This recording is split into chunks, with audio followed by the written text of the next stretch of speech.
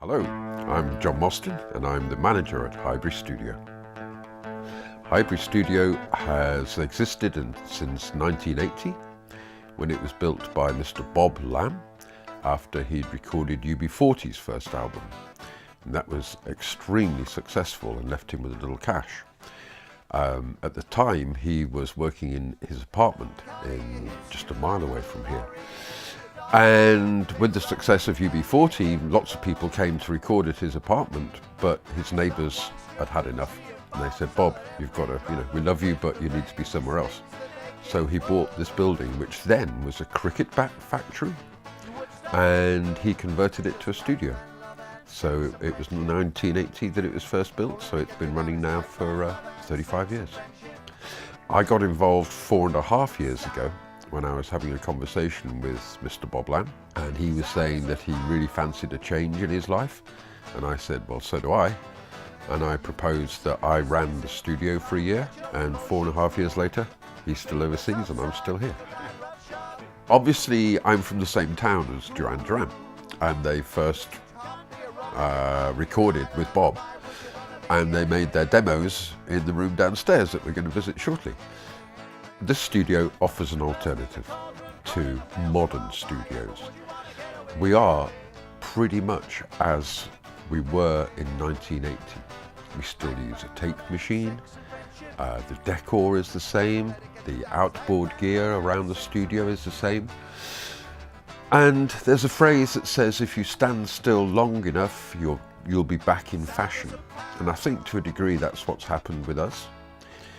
So fortunately, we've seen people like Dave Grohl from the Foo Fighters, Kate Bush, Jack White from the White Stripes, all revert to recording in Analogue and being really interested in releasing those recordings in the best form possible.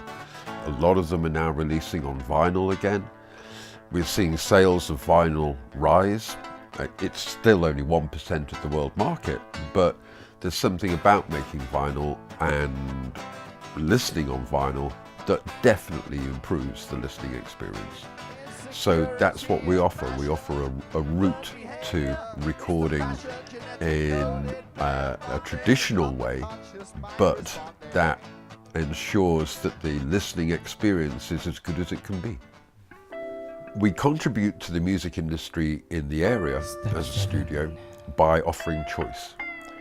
I wouldn't say for a second we are the best studio in town. If you want to make a dance record, this is the last place to come. Or a modern dance record anyway. If you want to make a soul track, we're great. But in the area around us, within 5 miles, there are probably 8 good studios, each with different strengths. And we are here offering the Analogue alternative, which is primarily for people who wish to play together, who wish to capture that magic that I was talking about with live performances, when artists actually interact creatively during the recording. That's what we're good at. I think most of the studios that you would go to around here, their approach will be, well, first of all, we get the drums down, then the bass player comes and we put the drum, and they build like that. We don't do that. We put the drums, the bass, guitar, all the rhythm players in the room with a guide vocal, and we capture them playing together. That's what we're good at. I think what inspired me to run it was firstly the area. I've lived in this area for 35 years, so I wanted to stay here. It's got a great live music scene, and running this studio offered me a way of using my time usefully whilst being in the middle of a music scene that I absolutely love. We're surrounded by so many different types of music just in this mile. If we went and knocked on the doors of our neighbours, 1 in 5 is going to be interested in music in some way, and 1 in 10 is going to play music. If we go to the local bar, which is just 5 minutes walk away, we'll see every type of music that's appearing in the UK appearing at that bar. I mean, if you love music like I do, that's as good as it gets, you know. I fell into the music industry when I came to Birmingham in 1972, and I came to work in furniture.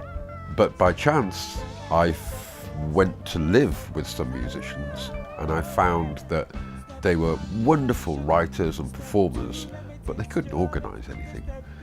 So I took it upon myself to start promoting these particular musicians by promoting local shows. And I guess I was spotted by someone who invited me to become what's called a roadie, where you go out on the road setting up gear for people. So I did that for people like Bill Haley and the Comets and the Drifters. And then my career just went from one different role to another. After being a roadie, I spent a while as a representative, travelling around the West Midlands selling records to record shops. So I got to know how that worked. And then I became an agent, where I would find live work for artists.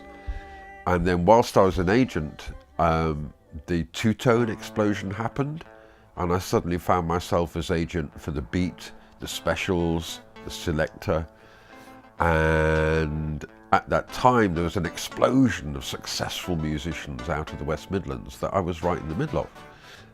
But along came Fine Young Cannibals, and I took them from not being able to get a record deal to being the most successful artists in the world in 1989.